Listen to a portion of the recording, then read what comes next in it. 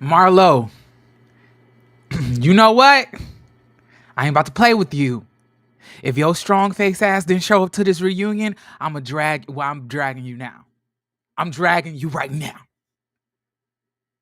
Marlo is a punk, y'all. Marlo is a punk. She's a punk. She's Michael, move.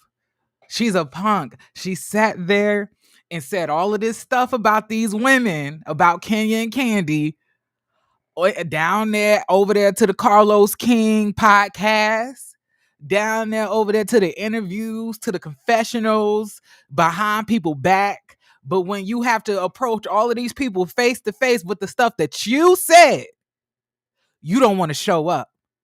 No, bitch. Show up and take responsibility for the shit that you said.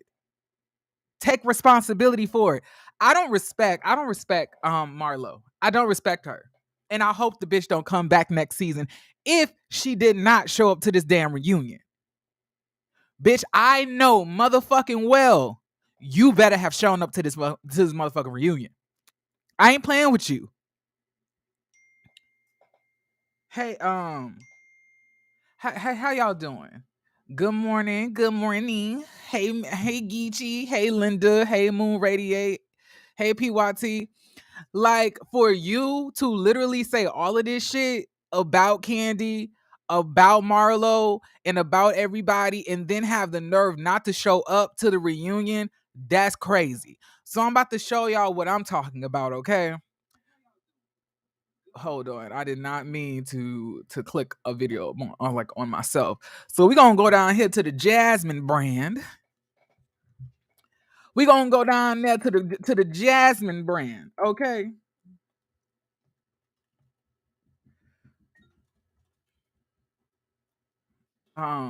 Child, these niggas always trying to tell you, Jasmine brand, dudes always say the same thing. You fine, or whatever. Like, they never ask me about, who I am as a person. It's so disappointing. But for some reason, they always feel that's like it's sexy when they say that. So I'm about to show y'all. So what I'm about to show y'all right now. Oh damn, y'all, Chef Don Don just messaged me telling me to send him the thumbnail. I ain't made it yet. Oops. Y'all do not go over there and tell Chef Don Don I have not made the thumbnail for our Bell Collector video yet. Please do not tell him. Can we keep that between us? This is a personal chat, okay? Do not go and tell what I done told y'all. Okay? Do not do that. Don't do that. Don't do that. Because you might get me beat up. But yeah, y'all. So Marlo took a video and the Jasmine brand uploaded it. And it's basically a Marlo in this red dress. And I don't know if y'all know this, but the theme for the Real Housewives of Atlanta reunion this season was all red, or like, read you to filth or something like that, I believe. And she is in this all red dress, right? This all red dress, and she fails to be in the same room as everybody else. So we're gonna go down here to her Instagram page real quick. And give me a second, chat. Yeah. We gonna go down here to the Instagram page, y'all. I'm glad her hard voice ass Candy read that trick. Sheree has no storyline, period, and nobody wants to see Hotel. She didn't even need the statement necklace with the outfit, but she's supposed to be the queen of fashion. Gruh. She, like, if this is true, Marlo can kiss that peach goodbye. Like, Marlo, at this point, Marlo probably doesn't even want the peach because nobody like her. Don't nobody like Marlo on this season. Don't nobody like her at all. Like, we're not here for her. You hear me? Like, don't nobody want to see her. Fuck her. To be honest, she been saying, like, I'm saying, like, a lot of people is saying, like, oh, She saving a job. She making Candy work for her check. And that may be fine and dandy. But I'm saying that it's a difference between you challenging people because you basically want to like get somebody to do something versus taking things to a nasty level. The things that she said about people is really fucked up, and the fact that she's not going to face the stuff that she said in front of the people that she talked about is even more worthless. So now we about to watch the video real quick. Give me 1 second. Child, what is wrong with you bitches out here putting this stuff putting the music on the videos? I cannot play it.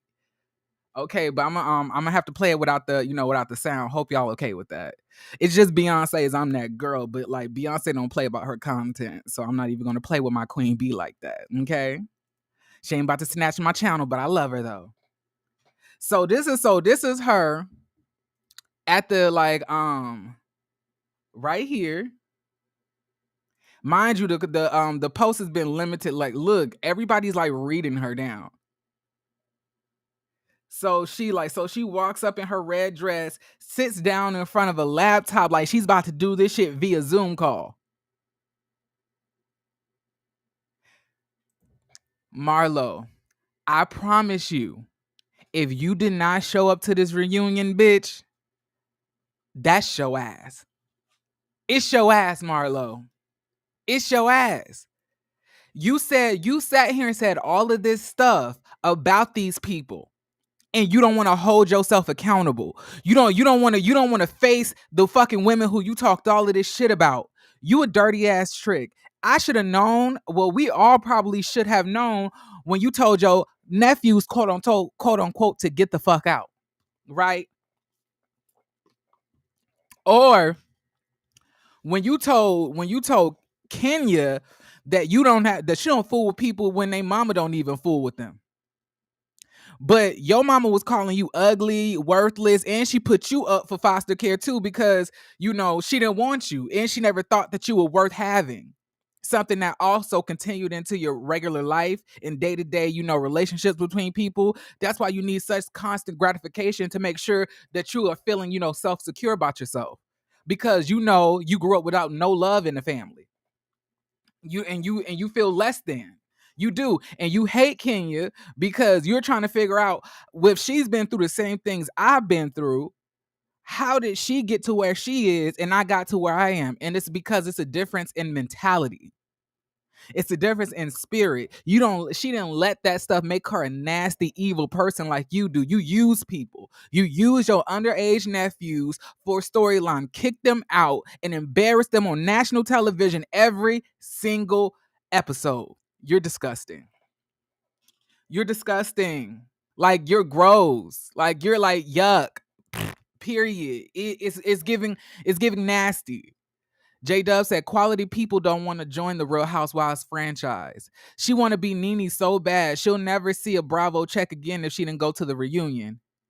Marlo is a clown for that. I am irate, y'all. Y'all do not know. I know I haven't really been reviewing the show often, Michael. If you do not back up for me, cut it out. Stop this. All right, but like I was saying that if she skipped this reunion, y'all, it's a wrap for her. It's a wrap for her. And I hope just Andy just gives Candy and Kenya just a segment just to drag Marlo since she's not there to defend herself because she chose not to show up. And even if you did show up via Zoom call, bitch, I don't want to see that. You need to be there. Be there or be square. You heard me? Be there or be square. This way, she didn't have to face them. Exactly. Because she sat here and said all of this shit about these people in these interviews. Like, my question was, why would you do that? Like, why would you even go about to drag these people in interviews on podcasts and then be scared to see these people in like face to face? But the thing is, she knew that if she had shown up to this reunion, that's if she did not show up to it, because this is all alleged. But like, if she showed up to the reunion, she would be held accountable. Andy would be grilling that ass over every single thing, not only that she did on the show, which was flawed and fake as fuck and unprovoked, but the stuff that she did outside of the show as well. Outside of the show as well. You get what I'm saying? Like, this is crazy for this bitch to literally skip this reunion. And she was gonna skip it because she didn't have no backup. See, usually she has like NeNe there, to kind of like, cool the tension down. And NeNe used to be like, Marlo is just Marlo, just calm down, everybody, calm down, but like NeNe ain't here. And Sheree definitely ain't gonna speak up for you, because Sheree don't even speak up for anybody else. She can't even barely speak up for herself. As soon as you start questioning Sheree about the bullshit that she be doing, she be like, oh, now, honey boo boo, you can't speak English. Sheree give you a good stutter. And we all know Sonya ain't gonna speak up for Marlo. So Marlo was gonna have to get that heat from Kandi and Kenya for a whole probably 8 to 9 hours straight. And they probably would have like dragged her so bad she would have cried in the dressing room. That probably would have happened. So she skipped because she's a punk. But my thing is this: you started all of this, Marlo. Didn't nobody start this with you? You started this all by yourself. You started saying this shit on social media. You started saying this shit on Carlos' podcast. You said Kandi got fucked up and fucked out. You said that. She didn't say that about you. You said that about her, unprovoked. Mind you, all of the shit that she did for you. Marlo looks great. Marlo will be back next year and make a few changes. There will be a new villain. Absolutely not Hammer G. I think you might have things. I think you may have things mistaken. Yeah, Ravine, they saying that she did not show up to the reunion. Marlo looks great. She looks all right. She still look like a man in the face. I just feel like Marlo's aggression and anger is the fact that she don't want to open up and tell everybody that she really a lesbian. Allegedly. Let's be real. Marlo gives me a strong lesbian. I don't get I can't see Marlo sleeping with no man. Now, could she do it with for money? Yeah. But do I see her doing it for fun? Just doing it because she just want a man? Absolutely not. Marlo gives me a lesbian. She didn't want to answer anything about those boys. She didn't want to answer anything about what she said to Kenya and Kandi behind the scenes, on Carlos King podcast. And she also didn't want to speak up for the shit that she said in the confessional, the shit that she did behind everybody back, because at the end of the day, Marlo is a fake ass bitch. Didn't NeNe get fired after the reunion when she walked off the Zoom call? I don't know. I don't know if that's what happened. I don't think so. I don't think she got fired after that. I thought she got fired after that after the season after that. No, no. You right. She did not come back. She did not come back after that. She did not. Marlo has lost that peach and she is a coward. Marlo is definitely a coward.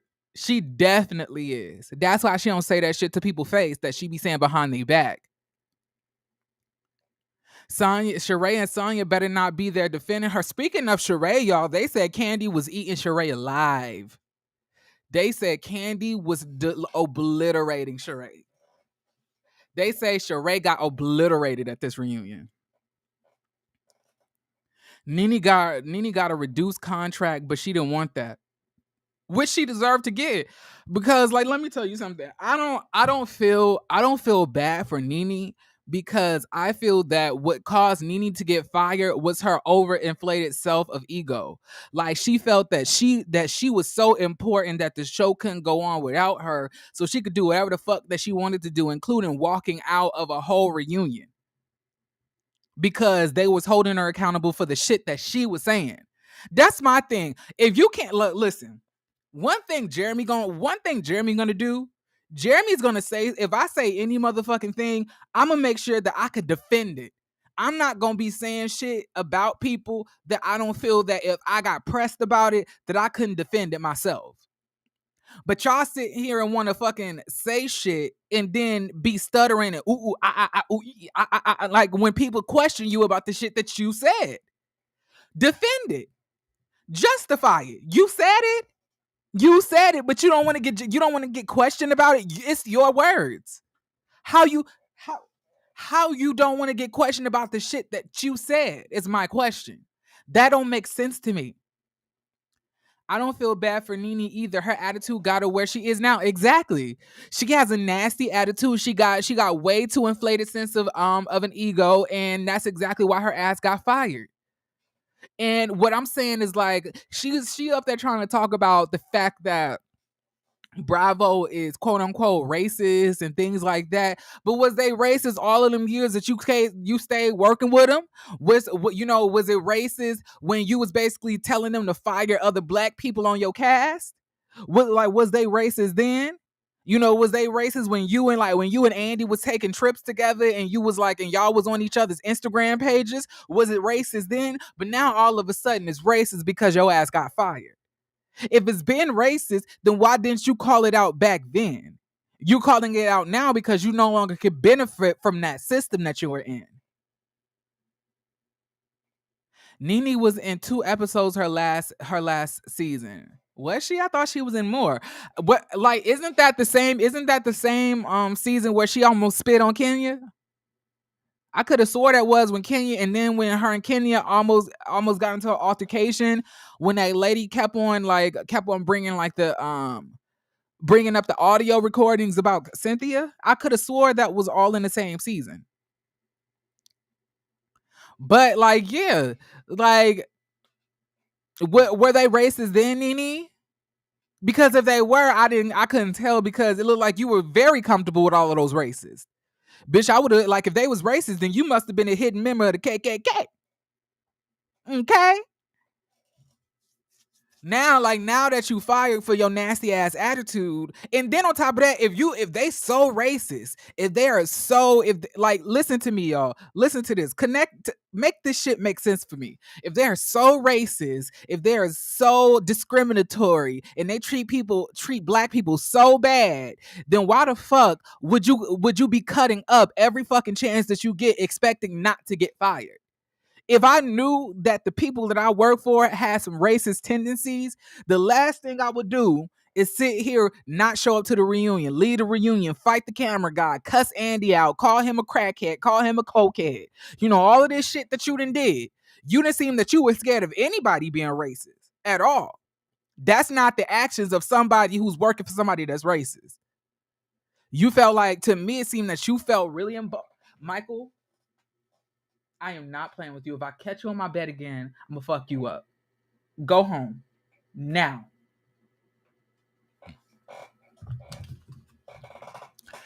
Good morning, everybody. Good morning, the realm. I'm just saying. NeNe is full of shit. She thought she was the ish when Hollywood came calling, then had to go back to RHOA, humbled and mad after her acting career didn't blow up. And the funny thing about her acting career is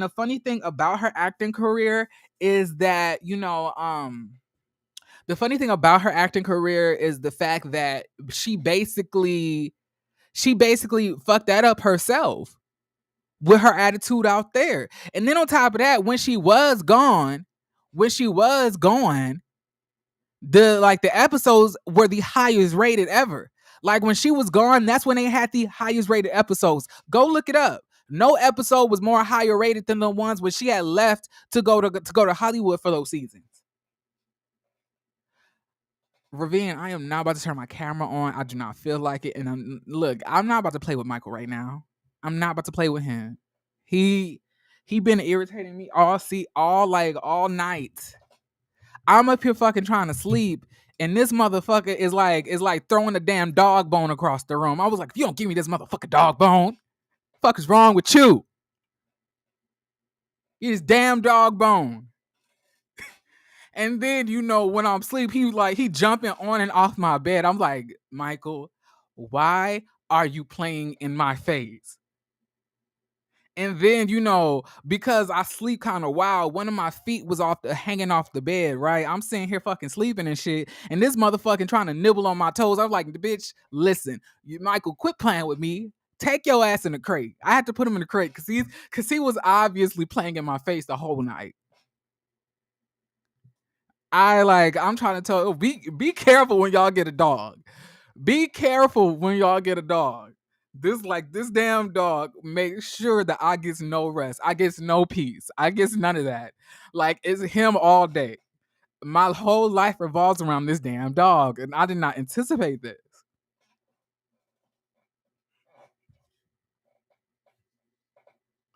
So yeah, y'all. But back to Marlo. That's like y'all always get me talking about my whole dog fiasco. If I could video record me and Michael's interactions all day, that could be a whole channel within itself.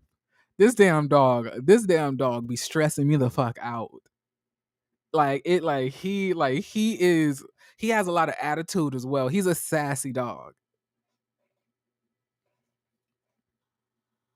Right. But anyway, y'all. And make sure you send me what I texted you. Y'all remember what I said in the comments. Chef Donna is here. Do not tell him what I done told y'all. Keep that between us. All right? Michael is your child. Yes, he is, child. At this point, he my firstborn. His last name, when I be putting his dog paperwork in, when I take him to the vet, I be putting Michael Taylor. They be like, he got a last name. I was like, hell yeah. He got my last name. That's my damn dog, I know how you feel about your dog. I have 3 house dogs. I'm trying to tell you that they don't give you no rest. But besides that, a dog channel will bring millions of views. I know it. I know it will. But see, I'm not one of those I'm not one of those white people that could be like, Michael, no, stop it, Michael. Oh no, I'll be like, bitch, get your ass down. Sit your ass down. And then somebody gonna call PETA on me, and then it's gonna be some issues. Get away from me. Look. Michael chooses when I promise y'all. Michael chooses when I hop on here to talk to y'all to literally. Wait, did you shade me? Hell no. Why would I ever shade you? No, that's not what happened. The issue is I didn't make the thumb. Damn it, I was not supposed to say that. I will make okay, Chef Don now. So so let me explain. See, the way it was set up last night, I had fell asleep after I had hopped offline.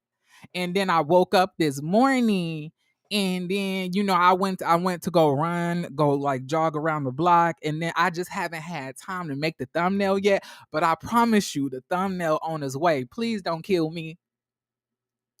Yep, they were sure it would call PETA on you. Absolutely. Ace AKC registered dogs have the last names. Oh, he is registered with the American Kennel Club. Maybe that's why. I didn't think about that. But yeah, he registered with the American Kennel Club. Yeah. But Chef Don, I promise you, I'ma send it to you. I'ma send it. We're not. Are we doing the Bell Collective review today? Because if we are, we have to decide the time because I also need to do. Hold on. Oh, never mind. We could do it at any time today. I was just reading my text message from Ashley Aubrey. She was making. I misread the time, so it's tomorrow that she wants me to do the review. You was at the butt crack of dawn. No, I was not. I was asleep. I was asleep. I was asleep. I was asleep. What kind of dog? It's a golden doodle. You can look that up. It's a miniature golden doodle. It's like a golden retriever poodle mix. Really, I thought they said this was like a beginner dog. This is not no damn beginner dog. This is a dog that you need after years of patience. Cause this dog is stubborn as shit. This dog is stubborn as hell. You can't convince me that this dog was not a human back in his heyday. God must have sent this soul back for a second round. But anyway, y'all. But Marlo, I ain't gonna even play with you, bitch. If your manly face ass did not show up to this reunion, I'm gonna read you down. I mean, I'm already doing it now, but the next video is gonna, after it's confirmed, is gonna be worse. I promise you, Marlo, you already look like James Amos. Like I like every single time I see Marlo's face, I like all I think of is scratching and surviving, good times, hanging in a child line. Good, like she definitely looked like the daddy from Good Times. He playing with us, his leg off the. He playing with us with his one leg off. Now, dead ass, y'all. I be sleeping wild as shit sometimes. Only when I'm in the bed by myself. I promise you, when I'm in the bed, when I'm in the bed with somebody else, I try to be as controlled as possible. Oh no, but when I'm in the bed by myself, I'm flipping all around that hole. You would have thought it was the Olympics. Sometimes I try to figure out how did I end up in certain positions, when I wake up. Marlo fumbled the bag. Marlo's fumbled the bag. Marlo's fumbled her hairline. Marlo, fumbled her baby hairs. Marlo's fumbled her edges. Marlo fumbled her nephew. She fumbled a lot of shit. Her mama fumbled her too. That's why she ended up in foster care. Young Rich Skinny says, fire Juicadora. Why do you want Juicadora fired? I am loving her this season. Bravo should have known she wasn't Housewives material. No wonder. Hold on. Why your comments coming off cut off like that? Give me a second. Let me put your stuff on the screen.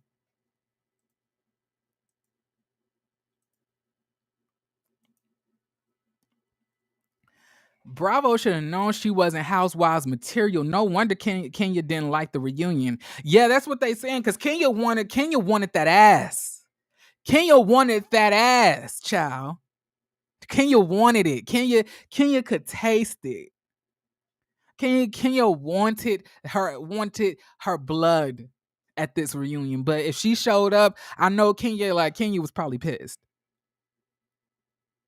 And she bet not be on the next season. I promise you, she bet not. How Marlo thinks she going to pay for a $3 million mansion, with pussy money?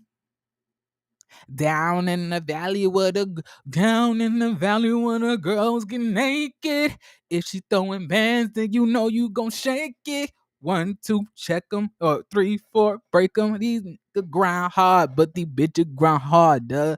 Climbing up the pole just to get from the bottom. Be glad, be low, be waiting for the show. It like I don't know the words, but like it's giving P Valley. I hope Drew and Kenya got Sonya together as well, cause she was on that bullshit too. They did. But y'all know, Sonya got them strong ass shoulders, so she'll tackle a bitch. I like Sonya built like a nigga to me. I'm sorry. I'm sorry. I'm sorry. Sonya built like a nigga to me. Ain't nothing feminine or curvy about Sonya body. Sonya body rock hard as a motherfucker. That's probably why her husband down there in Houston. Shit, he trying to cuddle on her ass, get paper cuts. Like it's her body too jagged and sharp for me. Oh no. And what's crazy is that I watch a lot of sports. I love to watch track and tennis and everything else. Even the biggest track stars have more shapely bodies than Sonya does. Like for example, Shelly Ann Frazier, who's one of my favorite track stars of all time, who's probably the best female track star of all time, period. She got more body than her. Elaine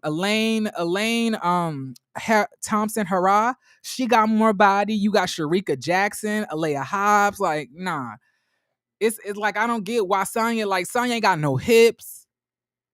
Sonya ain't got no dips. Sonya ain't got no Sonya just straight up and down. She built like Monique actually. Monique and Sonya are built the same. That's why they both fake as shit. I would be fake as fuck too if every single time I had to put in hip pads to fit my dresses. I would get upset too. I would be reading bitches like that. Sonya built like a 12-year-old boy, but they swear that her body banging. I was like, y'all just say that because I'm saying like y'all just saying that because she got because she got abs. I'm sure she wasn't virtual the whole time. Like, I'm just saying, this is crazy. If this lady did not show up to this reunion, and then on top of that, like, you're one of the main people on the cast. This is what you wanted. You always wanted to be on the show. Like, so why would you skip this reunion if you did? I like Sonya's skinny queens. Like, boy, Sonya, Sonya ass flossing with her floss dental strip boot ass bitch. I can't stand her. She's so fake. Oh Lord, I cannot stand Sonya, bro.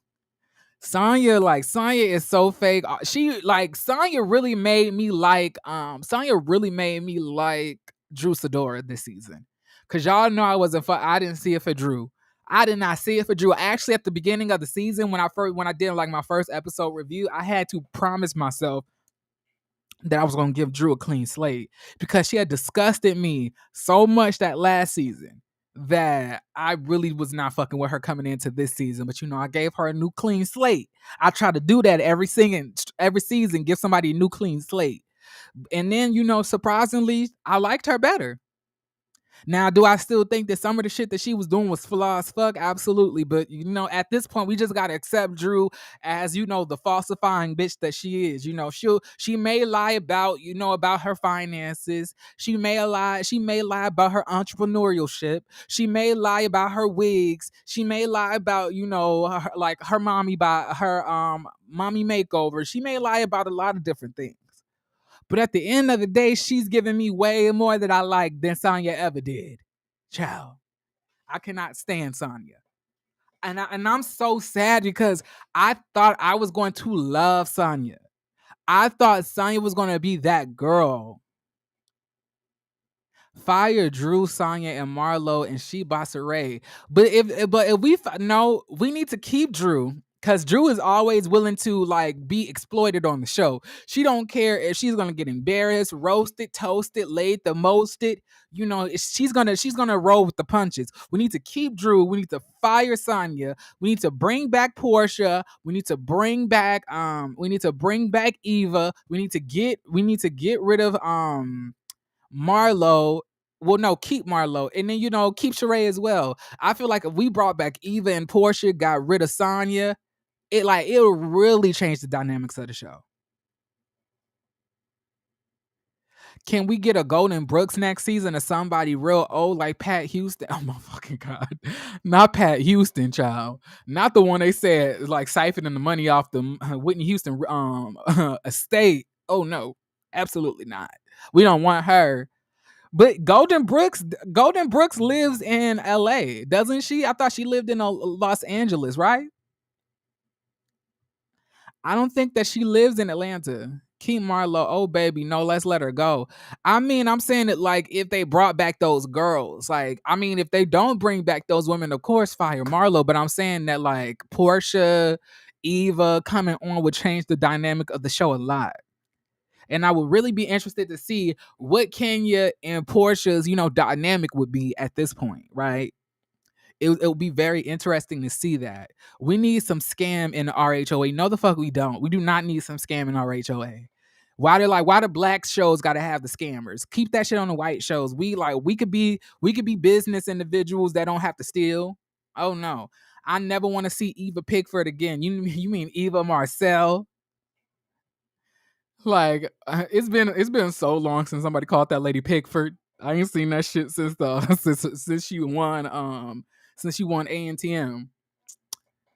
You're getting Martell. I don't want him. Absolutely. I bet not see Martell on this next season. I promise you I bet not. I promise you, I bet not see Martell this next. If I see Martell on a RHOA show next season, I'm going to draw blood every episode, every review I do. Eva's not coming back. She said it on her radio, so she doesn't need to. She is dope on All the Queen's Men. But that, like I'm just saying, that's a streaming show on BET Plus. You can't trust that shit. Y'all know BET quick to cancel a show. BET will premiere that shit and cancel it in the same day. And it's a Tyler Perry production. So it's like, come on now, you acting like you on a scandal or something. Like you on a not to take away the accolades, because we all love an accolade or such. But I'm just saying, sis, let's stop acting like you have like some cushy job when we all know that Tyler Perry don't pay that well, unless your name's Cicely Tyson. Phaedra and Kenya getting along now. I want Phaedra back. And my thing is that they say Cicely Tyson was getting paid 1 million per 1 million every single time she like was shown on a show on the show or something like that. And I'm gonna be like, what is Cicely Tyson doing with $1 million? Why do y'all love to give these old motherfuckers that much? I mean, oh, let me stop. That's no disrespect to Cicely Tyson. I'm just saying old people. Why do old people need that much money? Like, what y'all gonna do with it? It ain't like y'all life is gonna be like y'all had that much life left on earth. Like that shit should be going. Like he should be giving the younger people who's really making his shows, millions of dollars. But I guarantee you, he's not doing that. Like, what is Cicely Tyson gonna do with $1 million? I'm confused. Like, what she gonna do? Like, she can't even move that well. What's she gonna do? Go skydiving? I need the FBI. I need the FBI to swarm Pat Houston's wig and hear bullhorns and alarms all through the Atlanta and bust down Pat Houston's door. And y'all, everybody on the ground, then cut to intro. That's her. Like, I would love to see. No, we don't want to see Phaedra back. We're fine. We're fine on Phaedra. Yes, but please bring Apollo back. Yeah, so bring Apollo. Apollo. Maybe give it to her family. I can understand that, but I'm saying that like I just don't agree that like why not give that money to somebody who's really making the shows? Like I wanted did he pay anybody on Having the Have Nots, the show that really helped start his sitcom stuff. Like I want to know that did he ever, give any one of them $1 million? And they was on that show for 13 years probably, I think, right? Did he ever give any one of them $1 million? No. That shit trash. Like, I don't it's like that's why nobody respects Tyler Perry's bullshit.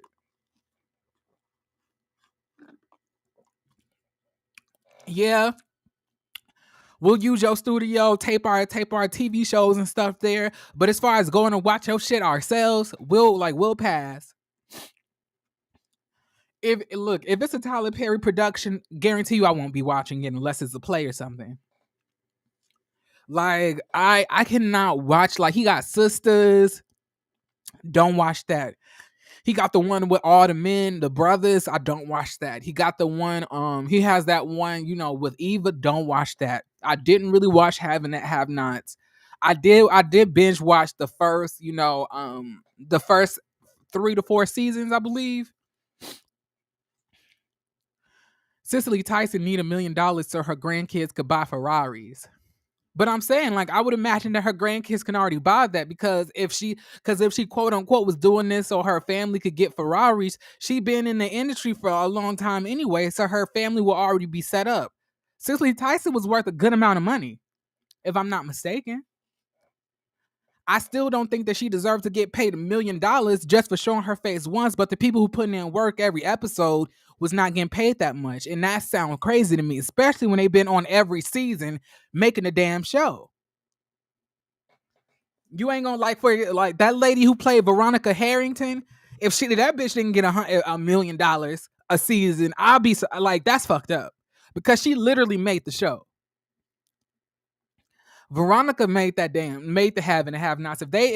And Candace, which is played by Tika Sumter. Those two people made the show.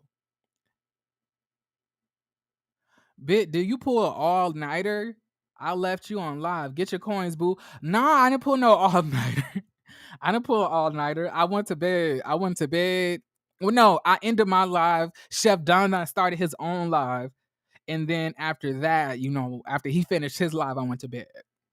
But I try to put out a lot of stuff on the weekends because I'm really not that active on the weekdays. So I try to put out a lot of stuff on the weekends, because I'm free. I don't have much to do, you know. It's more smart for me. The $1 million is a tribute for her time, her work and time. Of course, she didn't deserve that much, girl. I mean, the tribute is the fact. Look, like we could give her 300,000, we could give her 400,000, but $1 million, that's fucking crazy. That's crazy. That's insane. And when he said it, I was like, what? Well, I want to do them. What about the people that like that literally helped him build his franchise? Like all of those actors who he killed, who he continuously repeats uses. Like Cheryl Pepsi Riley, or Cora, not Cora, but Tamala Man, David Man. You know, the lady who played Trina on and what about the one who was Marcus? You know that one? What's her name? Angela, the one who played Angela. I forget. I think her name is like Tasha Smith.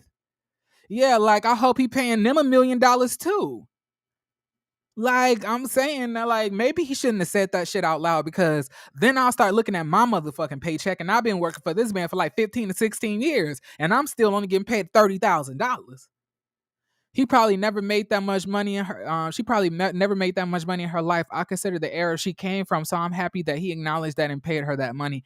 I mean, I can understand that as well, but I'm just saying that at that age, what is she gonna do with that money? Does she even have kids? I mean, I agree that Cicely Tyson is an icon, but I'm saying, but what about the people who literally have been putting work in to get Tyler Perry to the point where he can make $1 million, and where he can give people $1 million? Like I'm saying, like he literally underpays most of like the actors. And mind you, the actors are the ones who was with him more 9 times out of 10 from the '90s doing the plays, barely getting paid anything. So I'm saying I hope he's paying them $1 million as well. We all love and adore Cicely Tyson. Of course, she's an icon. She's all of that. But I'm saying that what about the people who literally laid down the pavement, for Tyler Perry to be this successful? We all know Tyler Perry's success came from his plays, because the plays were really good. The singers were really great. They acted their tails off. That like and then they would be used multiple times, and then they even ended up on the TV shows. And I'm saying he literally built it upon them, built this whole empire upon their performances in the plays. Not saying that that he didn't put no work in either, but I'm saying that I just feel that the people that he's been working with, like for X amount of years, I hope he's also paying them $1 million as well. That's what I'm saying. Tyler Perry ain't paying nobody. He learned from MC Hammer, never go broke. I don't know, because I'm just jumping in, but Cicely passed, I thought, last year, and she was working since teen, so maybe it was 100 for each year of her living with interest. I mean, I can understand that, but all I'm saying is like we love that like we are honoring Cicely Tyson. But I'm saying, what about the people that literally helped build his empire? Is he paying them $1 million? Is he doing that? Taraji stated that she never made more than 100K before she worked with Tyler. He gave her first 500K check she ever saw on her first show with him. We don't know what he pays them. I just want to know. I mean, he brought up the fact that he paid Cicely Tyson. So I'll be very interested to see what he paid the other people. You know, the ones who aren't winning Oscars. The ones who were not, on the Curious Case of Benjamin Button. Like that's what I want to know. Like maybe it's just me, but I don't know, something about that just sounded off to me. Like I agree that she deserved all the honors in the world and stuff like that, but I'm just saying I hope that you're paying the rest of the people who literally built this empire for you well as like that as well. He damn sure better pay Tamala and David Mann $1 million each. He damn sure better pay them, because we all know Tamala Mann made most of the damn like things. Like her singing, and her and Cheryl Pepsi Riley. I don't know if y'all know this, but I'm a big fan of the plays. I know every single one that Tyler Perry plays. I literally watched them growing up as a child. Child, I guess. You get paid by talent, not age. Someone in the game for 2 years don't deserve the pay of a 10-year veteran. But I'm saying like nobody's saying pay somebody who just got in 2 years. I'm saying that the people that Tyler Perry has been working with has been the same people that he started out with in the 90s. When he first, or the early 2000s, when he first started doing his first couple of plays, like what was the first one called? I believe the first one was called Women Thou Art Loosed. Tamala Man doing $2 Tubi movies now. Y'all is so fucking disrespectful. Oh my god. They have to start somewhere and earn their dues, which they will. I have watched interviews with black actors who's cried about how much good he is to them. I need to see that. I don't know. I haven't really seen that before. I love Cheryl's song "Thanks for My Child." I love Cheryl, like y'all. I love Cheryl Pepsi Wiley. I love I love the people on his plays so much. They're so talented. Like the dude from Tony Tone. Oh my god, he can sing. He be having some of the best singers. I could have swore Women That Are Loosed was like the play was Tyler Perry at first. Cause y'all remember the first play not the first play, but one of the plays that he did called I Could Do Bad All by Myself. You remember the little girl who was casted as like the girl, sometimes I feel like a motherless child, a long way from home.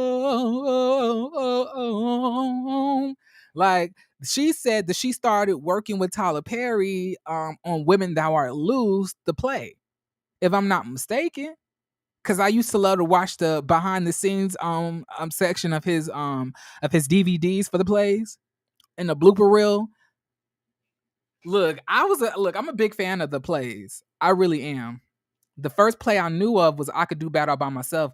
That was the first one that was recorded. But he did have a play. He did have one play that he did before that, if I'm not mistaken. Let me look it up. Maybe it was for Color Girls. I don't know. Let me look this up real quick. Um, Hold on. I'm about to share my screen. We gonna go research this together, child. All right, let's do this.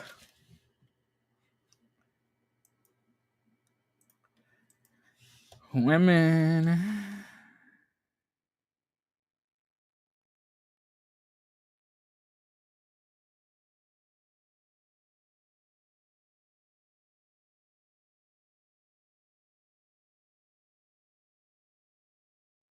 Oh shit.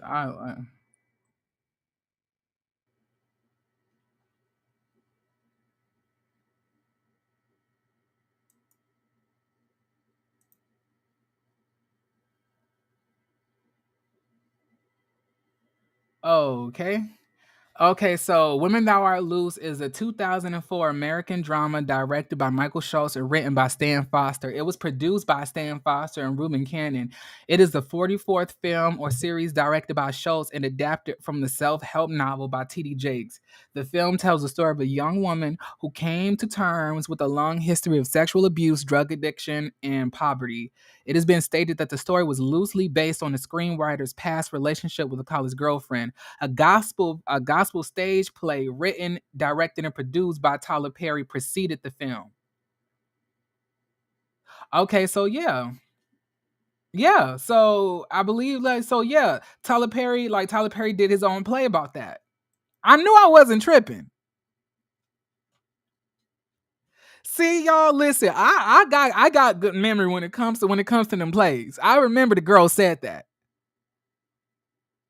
I told you what I said. See, Jeremy got good memory, and I ain't watched that. I haven't watched I Could Do Bad All by Myself since I was like 11. So yeah, Tyler Perry passes out Tesla like candy to his actors. I need to see it.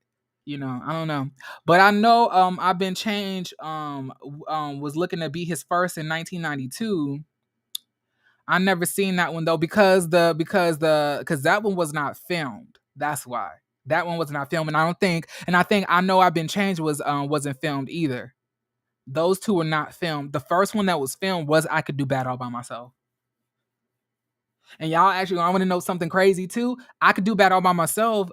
Y'all, with the craziest thing about it is that play, the people that you see on the actual video were not always at the dates. It was other people who played those characters as well. One of the people who played Mei Lee was one of the singers from the gospel group, if I'm not mistaken, Trinity 57, which is one of my I love Trinity 57 music. If y'all don't know who Trinity 57 is, they're a disbanded gospel group who literally they mixed R&B and gospel together. So it's like their gospel sounded like R&B songs. And it sounded so good. They were called like the gospel version of Destiny's Child. If y'all never heard of those, y'all should go look up their music. Especially if you don't want to listen to secular music, but you still want to like feel like have some little bump to, talking about Jesus, then you could go listen to their music. They got like 3 or 4 albums. Like, yeah. One of like I ain't gonna don't look. One of them is actually right now. She's doing the Tina Turner Broadway play in, I believe, in London. I have seen almost all of them live like several times. One wasn't Candy in that group. No, Candy was not in that group. The people who made up the group was Taylor, was Angel, Chanel, and then I always forget the first girl name. The first girl was another singer, like, and they used to like split. They used to split the lead between all three of them. But then after she left, the lead was only split between Angel and Chanel, and then they brought in their makeup artist as like the third member. It's common not to share your profits from your business. It's the American way. I mean, I can see that. It was he who gave me a fair wage to star in his movie, which ultimately raised my quote, the baseline I could negotiate going into subsequent movie deals. I mean, okay, I could be wrong, but all I'm saying is like I hope that he's been paying people millions as well. That's all I'm saying. That's all I'm saying. Especially the people who help build up his entire franchise. That's all I'm saying. Like, have respect for those people who literally was with you when you didn't have anything. Yeah, you can give me a Tesla, but I'd rather have $1 million. I'm sorry. Especially if you got it, especially if you worth $500 or $600 million, giving the people who really been there from the beginning a million shouldn't be that much of an issue. So I'm saying all I'm saying is like if it was me, for example, if I ever got rich or something like that worth $100 million, I would give $1 million to Ellen, to Harlem, and to Monique, because they've been with my channel. They've been with my channel from the beginning. They basically really helped me build this channel. They went and told people about me and everything else. Now, that's just how I think about things. Maybe I don't know, but we don't have to. Nobody is saying that he's a terrible person. I'm just saying that I would hope that he paid them a lot of money as well. And Taraji P Henson is Taraji P Henson. She didn't start off on his show, on his stuff. Although he did help pay her, she had an acting career before this that we known her for. But I'm saying that outside of that, what about the people that do not go on to do Oscar movies or anything else like that? Do you have knowledge of him not doing that? But that's why I'm asking. Has he done that? I didn't say he did not. I'm asking, like, did he? I would hope so. Trinity 57 came out when folks was making songs about God and having the music video shot in the club. Whoo, child. Okay, but Nikki, listen, you ain't gotta kill me, sis. Oh, look, okay, I get it, y'all. We love Tyler Perry. I go. We don't play about Tyler. I get it. I get it. But Trinity 57 came out when folks was making like y'all are ridiculous for this comment, Cameron. But like I love me some Trinity 57, y'all. I really do. I listen to them all the time. Like they have this song called Call His Name. and it literally sounds like a Tony Braxton song. Mary does gospel and R&B, but they was here, but they did it before Mary. That's crazy. Like Mary came out after them.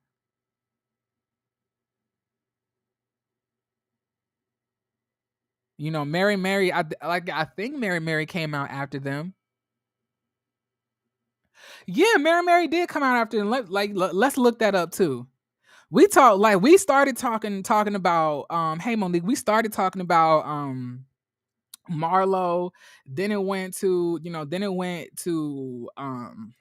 I believe it went to Cicely Tyson and Tyler Perry, and now we sitting here talking about gospel artists, y'all. Y'all know I be bouncing from topic to topic, and Marlo don't get that much from me anyway. The bitch ain't worth it, all of this. But anyway, hold on, let me look this up. So we have Trinity 5'7".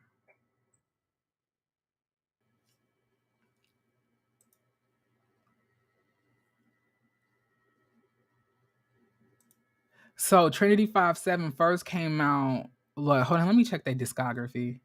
So their first album came out in 1998. This is the girl. What's her name again?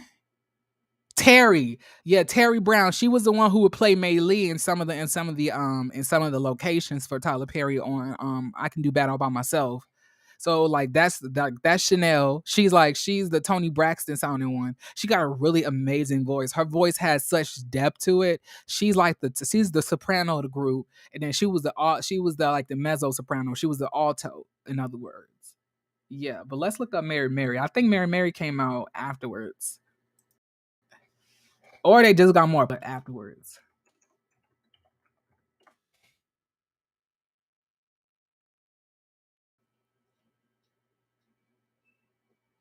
Yep, they came out afterwards. So yeah, yeah. Oaktown 357 came out before Mary, not Trinity 57. Oaktown 35. I don't know who that is. They were like the pioneer. Mary came after them and they were bigger. That's the song. And y'all don't know a lot of songs that we listen to. Like, for example, you know that song Lord, it's like a it's like a the gospel version of, like, Love by, I believe, Music Soul Child. Like, so many people knew your name in vain. It's that one. They have their own version of that. They have that one, they're like, is my God's grace. And then, that one that R. Kelly wrote for them. Oh, they have such good music, y'all. Y'all gotta go listen to Trinity 57. They like their voices were insane. Like, them girls could sing. Okay. Them girls could sing. And like their voices and their voices were not what you would hear. You too young to know Oaktown 357. Okay, here we go. Go age. Look at y'all age shaming me. Okay, Oaktown 357. Child, let me look that up. Who's Oaktown? Oaktown 357. Let's look that up, child.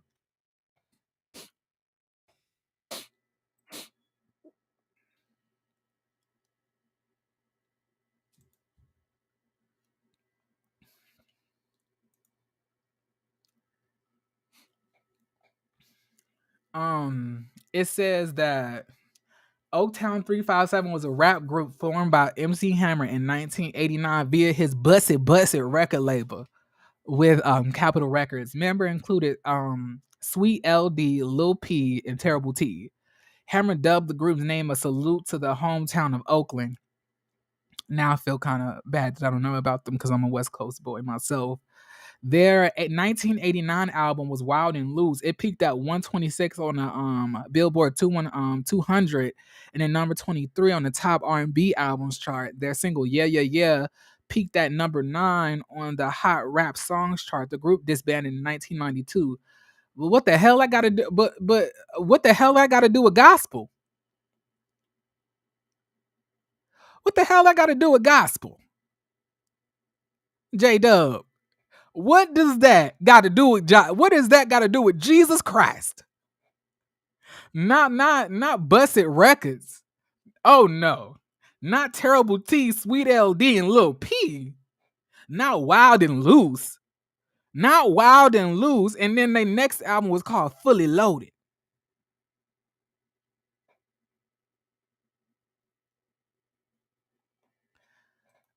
Like not Busted Baby. Like I'm saying, what does that have to do with Trinity 57? What, like I'm just confused. Like, did we bring them up to like make a point? I just want to know. Busted Records. I can't. Not Wild and it the album title is really Wild and Loose. That's crazy. That's that title is wild as hell. Wild and Loose.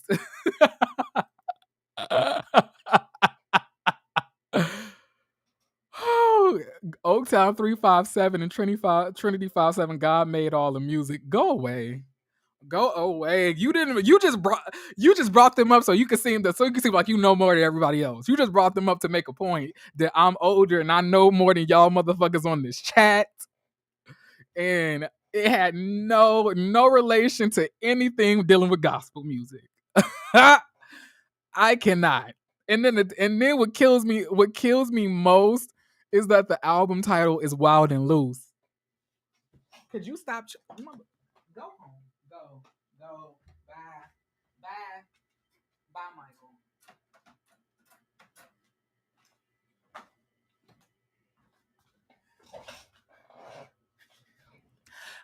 Kiara Sheard and Tasha Cobb seem like people I relate to when it comes to gospel music. I love Kiki Sheard. Y'all don't know. Y'all don't know how much I love Kiki Sheard. I adore her. She's just everything. Her voice, it gives me goosebumps, y'all. Whoo, her and her mama, Karen Clark Sheard. There is a bomb in Gilead. Look, don't get me starting to talk about my faves, okay? But like, yo, yeah. I had like child, let me I gotta get up off here, y'all, in a minute to go start making this thumbnail for Chef Don Don and me. Child, because Chef Don not gonna beat my ass. Michael, go by the window. We will send some J Dub, can you please stop? Me too. I adore Kiki too. Kiki, like she's just so cool. Like I would just love to be her friend. Like I love watching her YouTube channel. She got some really funny videos. Like she is hilarious. She's like the embodiment of you can be saved and have a good time too. You don't have to be uptight and Christian at the same time. The Clark family is gospel royalty. Yeah, they are. I just wish more people would put more respect would put more respect on the Paces too, because LaShawn Pace is probably one of my favorite singers of all time. Rest in peace. She died a few months ago, but like LaShawn Pace, her voice was insane. Go make this live. I'm going live too. So you about to go live right now, Chef Don Don? Are we migrating? We migrating? Are we migrating? Are we migration? Is that what we doing or whatever? But the first thing I'm gonna do, I need to watch the episode. Then I need to make the thumbnail because I got to figure out. You can be saved and bust it open a little bit. Well, that's what Beyonce was saying. Go church on church, girl. I don't. I don't. I don't know about that myself. I don't think that you could be saved and be busting it open. But if that's what you believe, child, then go ahead. Child, at the end of the day, that's y'all salvation. Everybody got their own personal relationship. At 12:30, child. Okay. The Anointed Pay Sisters are so underrated. Yes, they are. I love their album. They oh my gosh, like that song by LaShawn Pace called This Place. This place I'm in is a terrible place. I feel feel so alone. Like, I love me some LaShawn Pace. A lot of y'all don't know that song, like, It's a Leak in This Old Building, was LaShawn Pace's song that she wrote, and it was on her album and came out in 2000 called I think like Faithful or something like that. I think that's the name of the album. Probably one of my favorite albums by her. And that's the one that she has her daughter singing, and one of her daughters ended up having a heart attack as a child. And that was like one of the last like recordings that she has with them. You can be saved and call Lady Vicious. See the Lord's work. The Lord's work. But I don't think I'm saved though. I know I'm wretched. I know I'm wretched. I need to do better.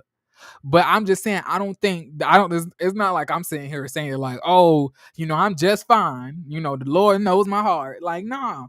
We all know that we need to like a lot of people say, that, the Lord doesn't expect perfection, and that's true. Like, the Lord knows ain't nobody gonna be perfect. That's why we have to repent anyway. But the thing is to strive each day to be as righteous as you can be. Meaning doing right by people, living according to the word and things like that. That's what it means. Like, striving. Yes, you're gonna make mistakes and fall down. But are you on that like, on that journey, on that path to trying to live righteous? You just can't be just saying like, oh, I'm gonna do whatever I want to do and still think you're gonna go to heaven. That's not how it works. Like, somebody has said it like this. When somebody has said it like this, they was saying like heaven is like the is not like it is the house of God. Could you just walk up to a rich person's like house, knock on their door and said, I'm moving in because I'm a good person or because I did good? They're not gonna let you in because they don't know you. And like the whole thing about becoming a follower of Christ is getting to know him, and therefore like having him change things inside you and helping you along your path, live righteously each day, help you avoid certain things, help you make better decisions, help you like live more righteous. He gives you the power to do that. You don't do it by yourself, you know what I'm saying? Versus just doing whatever you want to do and just saying nobody perfect. Well, we all know that, but are we trying to strive to like live our life righteously as possible is what it's all about. And then the more you do that, the more God knows you. So when you pass over to the next life and you knock on his door trying to get in, he gonna be like, oh, come in. Oh, bro, come on in, bring your stuff in. Versus the ones who don't know him and end up passing away thinking they're about to knock on his door. He'd be like, I don't know you. Get away from this door, you weirdo. That's really what it is. Except in the Bible, he says like, away from me, you doer of iniquity. I don't know you. It's just like knocking on somebody's door that you don't know and then trying to come in. And they were like, no, we don't know you like that. Get away from my door before I call the police. That's literally what it's like. I promise you that that was one of the most accurate not portrayals, but descriptions of what it's like, trying to get to heaven. Right. But y'all, I love every single one. I love every single one of y'all. I don't know why I always end up like doing this. I always end up bringing it back to God a lot of times. But like, yeah, I love every single one of y'all or whatever. And then y'all have a beautiful day. Y'all will be seeing me later on tonight. Y'all will be seeing me later on tonight for Bell Collective with Chef Don Don. And it's gonna be lit. I can't wait. I need to watch I'm gonna watch the show right after I hop off of this. I'm gonna be watching the show and making a thumbnail. You can be a little ratchet and churchy. My relationship with God is not justified by man. It's the basics. It's the basic love thy neighbor. So serve others, spread the word of God, let your light shine. Yeah. I mean, like I said, I'm not here to tell y'all, what it is or what it isn't. I'm saying though, like that's the Bible, it gives you like if you read not Leviticus, child, not the Old Testament, but I'm saying if you read Corinthians, if you read Acts, if you read Romans, I believe those three books really give you the like the how to of how to be a Christian, or like how to live your life according to Christ. It literally gives you like speaking to people with gentleness and everything else like that. It literally teaches you what you need to do. Even if you wanted to get into like ministry, like the sacrifice that you're gonna have to make, how you're gonna be judged to a different standard than everybody else around you. You're gonna be held to a higher standard in the eyes of God when comes times for judgment, because you are representing him when you are down here on the earth. Like it's like the Bible really teaches us so much, but I'm saying that, like, you can interpret whatever you want to from the Bible. I'm not, it's not my job to sit here and tell you what I think, what I think is right for anybody. So, like, yeah. And I don't think that God is mad if you a little ratchet, and like, I don't think that's an issue. I feel like God, like, when sometimes when I talk to him and I'm on people like, well, Jesus, I want to cuss him out. Not I don't want to cuss Jesus out, but I'm talking about, if I tell Jesus I'm ready to cuss somebody out, he'd be like, no, don't do that. And I'm talking about, if I'm not on this, not anything connected, to a YouTube channel. I'm talking about my regular day-to-day life. Because in my regular day-to-day life, I'm more so reserved and quiet. I try, and I'm way too nice, honestly, in my regular day. I need to be a little bit more like Jeremy Speaks in my real day to day. But like, sometimes I'll be thinking I'm gonna cuss this hoe out, and then I think, but like, God, what you think about it? He's like, you bet not, you bet not. You like, you don't even play like that. And I'm gonna be like, are you sure? And he like, I'm very sure. Don't even try to cut up. And I'm like, okay, all right, I guess I always got to do the right thing. I guess, you see, that's how it is. Like, it's kind of like he's like a dad figure. That's what I view him as. Like, he's like a father figure. Sometimes your father may not be pleased with the things that you do, and he expects more out of you and things like that. That's what I look at God as. A father figure, a redeemer, deliverer, all of that type of stuff. But more importantly, like my friend. If I know I don't have anybody else, I know I could always come back and talk to him. He gives me that olive branch at all times. That's how amazing he is. Like, you can make offenses towards him over and over again, and he continuously forgives and forgets, and allows you to have a clean slate, versus us. As soon as somebody does something to us, we are ready to cut them off forever. Like, God is so good, y'all. He really is. I did not expect me to come, like, be doing this. Look, I ain't trying to get emotional, but God is really, really awesome. He's really awesome. If y'all don't know him, please try to get to know him just a little bit. Just a little bit. And you'll see what I'm talking about. Like, he's a kind God. He's loving. He's everything. But don't get it twisted. That don't mean that he gonna let you do whatever you want to do. Because he's a God of duality, which means he might smite you if you cut up too much. When I get to heaven, I'll see my grandmother there. She'll say, "Great God Almighty, here come my child. He must have got here by prayer." They say that prayer work. They say that them prayers be working. Them prayers be working. God would, like when mothers be praying for their children, God really does move things in their life to bring them to him, like, personally. God sees all, he knows the heart. Mm, Jeremy's when you gonna start saving souls? I don't know. I do not know. I do not know. I don't know. I don't know, child. Listen. I feel like when I like to be honest though, let me tell y'all some real stuff. Like, I sometimes wonder about, like, the longevity of this channel, and like where it's gonna go, how I'm gonna move it, because I know that I won't be able to do all of this and also be able to live my life for God as well. Like, I won't be able to I won't be able to drag people, talk bad about people, cuss people out, be fornicating and stuff like that, which I don't really do too often anymore. I really have cut back on my fornicating stuff. But like, what I'm saying is that I just know that this cannot be something that is going to be like years upon years of me doing this. Like, I feel like I don't know when this channel is going to end, but I already know that it's not gonna be here forever, or the content and the topics are gonna change eventually to something more aligned to what, God wants for me. So I always think about that. I try not to bring that up on here because that's not what y'all hear. I won't be able to say y'all bitches. No, you won't be able to. Child, but like, yeah,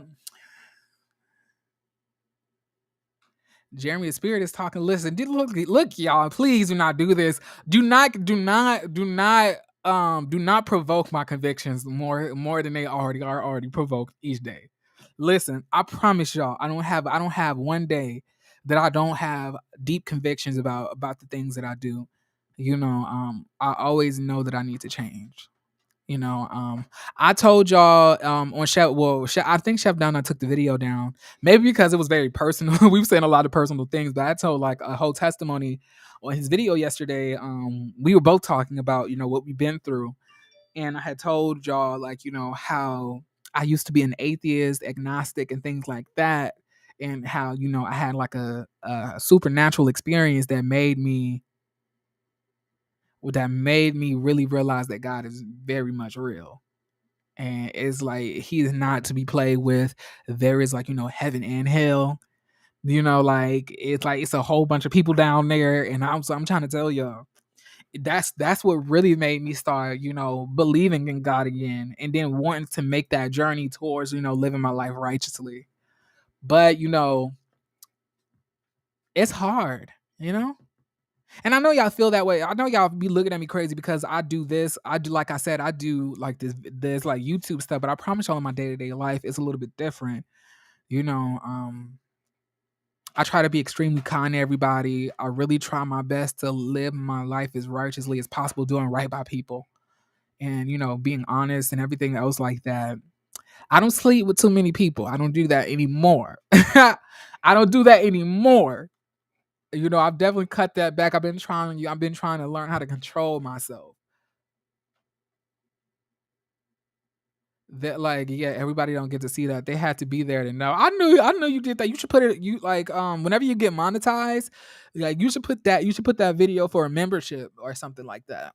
Or maybe to like put the link on it to your Patreon so people could go see the video privately or something like that. That would be really cool. So like, yeah, y'all. I know that's crazy, but like, yeah, I always have, very strong convictions.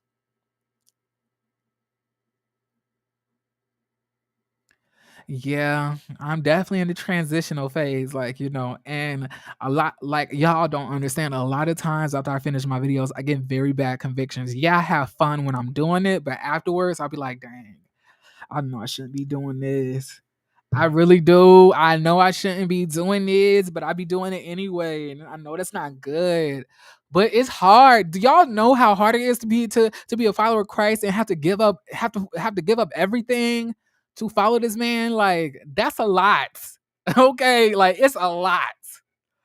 All right, like that, like it's a lot. You really have to give up everything that you've known before, because that's what he requires. He requires you to turn your back and follow him and like, leave the world behind.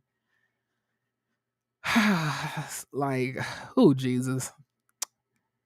And then what makes it so bad is like today is the Sabbath day. And like, I don't know if y'all know this, but I was raised 7-day Adventist. And then I ended up like, becoming more so non-denominational. But like I still believe that the Sabbath day is on Saturday.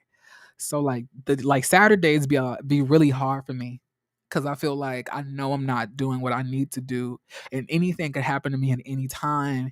And like I would hate to be caught up doing something that I'm not supposed to do, and that always like comes to my mind because there's so many young people that are passing away at such young ages.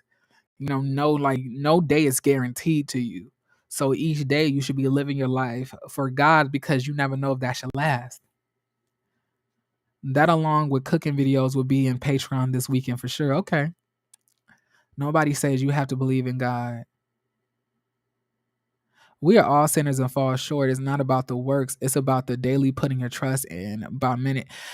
The thing is, like Tanga J, it really is you're right, it's not about works, but faith without works is dead. You just can't get off on faith alone. Like you need both. Yeah, you can have a lot of you can do as many works as you want to, but works is not gonna get you into heaven. You can do as much faith, you can have as much faith as you want, but if you don't have the works reflecting that faith, you ain't gonna get nowhere either. See, the thing is, like when you believe in God and like you have faith, your faith causes you to do the work, do the work. You know what I'm saying? Like faith brings fruit. Well, true faith brings fruit. Like I can't say that I have this utmost faith and it's in here just doing whatever I want to do. You know, like true faith brings like, fruit, things that yield something fruitful, which causes you to do the works, because your faith and how much God moves within you is cause you to make those changes and do those things to honor him, to make him happy. You think you live every day to want to make him happy. That's what it is. Your faith will move you to work. Oh, look, me and Moon Radiate said the same thing. But yeah, so like you like works won't get you in heaven, but neither would just having strictly faith if you don't have the works as well. And works is like a lot of people be thinking that works is like, just giving money to the homeless people. That's not what works is. Works is doing is literally the day-to-day work on trying to battle the fleshly, your fleshly self, and empower like the spirit to overpower, because they say the spirit is always willing, but the flesh is weak. So that's the day-to-day work. So that work comes, from strong faith. But listen, I'm not here to give y'all sermons for real though. That's not why I'm here. I believe what I believe, and like y'all can believe what y'all believe. It's it is what it is. I just had like my own set beliefs. I've read the Bible like front to back, and I've developed my own interpretation. So anybody else could develop their own interpretation, depends on what you may believe. But I'm saying one thing about it, and one thing for sure, they like say this to yourself: God will never try to make you comfortable. He won't. Everything will be uncomfortable. This life is meant to be uncomfortable, which means that is no way that he's gonna be like, oh yeah, you can sin, go ahead. It won't never be like that. If something sounds too good to be true, it is. Like God will always challenge you to be better, do better. That's the way it is. I don't agree with the Bible. I mean that's okay as well. I can understand that. At one point I didn't believe in it either. Until I had like my own personal experience. But I don't fault anybody for not believing. You know, that's like I said. That's your own relationship with with God. It is what it is. I love it. I love y'all all the same. So yeah.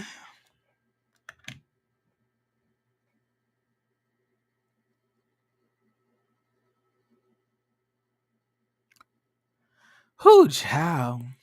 Like these lives just be going everywhere, don't they? They just go everywhere. I don't be thinking that I'll be getting to certain places. I'm also trying to wait. Y'all, so I'm trying to wait and stretch this out till Chef Don Don starts his own live. And then if y'all could do me a favor, if I have any mods or anything in the chat, when y'all see that he's went live, go copy his link and then bring it to my channel and then put the link in the comments so we all know where to go. We trying to get my friend, we trying to get my friend to 1,000 and more, period. So yeah, hopefully, but y'all, nobody else got anything to say? We on mute? Okay. Well, I guess that's a wrap then, child. I love every single one of y'all, like I said, and I want to thank every single one of y'all for, coming and clicking on my video. Hopefully y'all hit the like button as well. I really appreciate every single one of your time. I don't take any of that for granted, and I love the support. I love the support, and every single thing that y'all give me. And I really do appreciate y'all liking the video and subscribing to me. Like, I feel like it was just like a couple months ago, I barely had any, like, any subscribers. Like, I only had like 8. And now to see that I have like almost 1,700, like, that really touches my heart that I've connected with every single one of y'all like this. So thank y'all so much. And y'all have a good day, okay? Period. Bye.